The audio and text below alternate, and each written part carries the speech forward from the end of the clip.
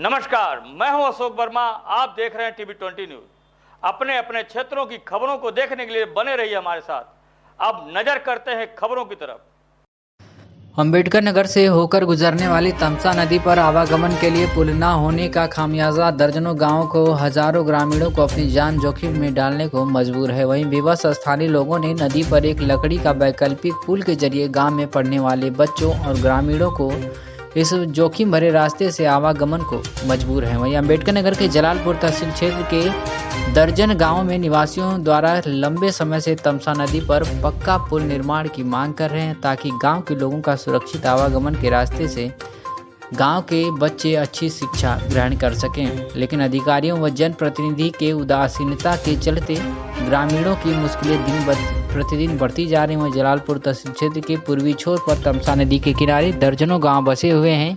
इसमें डडारी, करमुल्ला, जुल्हापुर, रामगढ़, लक्ष्मीपुर, सुकरौली आदि दर्जनों गांवों में ग्रामीणों को आवागमन के संकट से जूझना पड़ रहा है।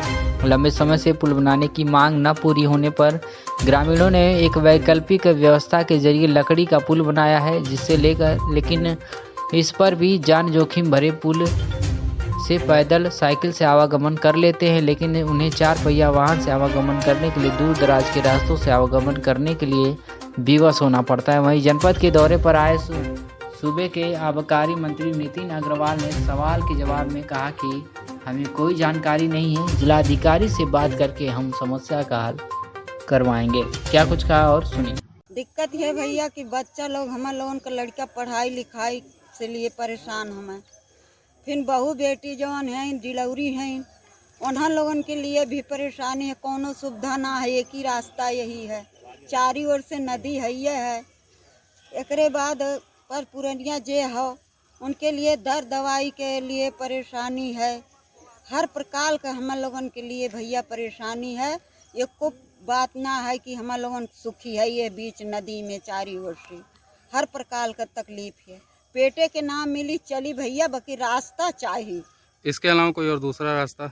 दूसरा रास्ता कौन है? दूसरा रास्ता है ही नहीं है। इसमें कौन रास्ता दूसर बतावल जाए भैया? क्या नाम है? कर्मा देवी ना है। ठीक आ रही हैं सब बहुत दिक्कतें आ रही हैं। हम लोग के पास बहुत दिक्कत आ रही है। हम लोग का रास्ता बंधित है। 4 महीने बाढ़ जब आती है तो हम लोग चारों तरफ से बाढ़ से घिर जाते हैं, जिससे आवागमन बंद हो जाती है। हम लोग बाहर नहीं जा पाते हैं। दिक्कतें इतनी बढ़ जाती हैं कि हम लोग जो गुड़ का कड़ा बनता है उससे पार करके हम लोग इस पार आते हैं। और यहाँ पर कोई नेता नुती की कोई सुनवाई नहीं है। नेता जो आते हैं, जब चुनाव आता है तो वो लोग आके आश्वासन देते हैं कि हम पुल बनवा देंगे, लेकिन जब चुनाव खत्म हो जाता था कोई नेता यहाँ नहीं आता।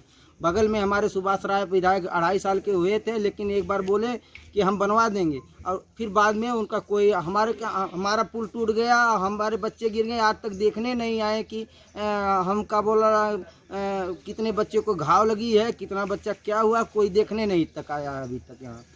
क्या नाम है? हमारा नाम शेर बहादुर यादव है। आज़ादी के 75 वर्ष बीत चुके हैं, लेकिन एक गांव ऐसा है जहां आज भी लोग नदी में से स्कूल आने जाने को है। अब आप बता रहे हैं, मेरी जानकारी में ऐसा नहीं है। देखिए, जहाँ तक कि मैं डेवलपमेंट की बात करूँ, आज प्रदेश में पिछले 5 वर्षों में योगी सरकार ने जितनी योजनाएं चलाई हैं और सीधे जनता के बीच वो योजनाओं को पहुँचाने का काम किया है, यही कारण है कि आज हमारी सरकार दोबारा लौट के आई है। और ख़ास तौर से डेवलपमेंट का इंफ्रास्ट्रक्चर के काम में, चाहे वो रोड का हो, चाहे वो बिजली का हो, ऐतिहासिक काम हुए हैं। लोगों को उस काम का उनका लाभ भी मिला है।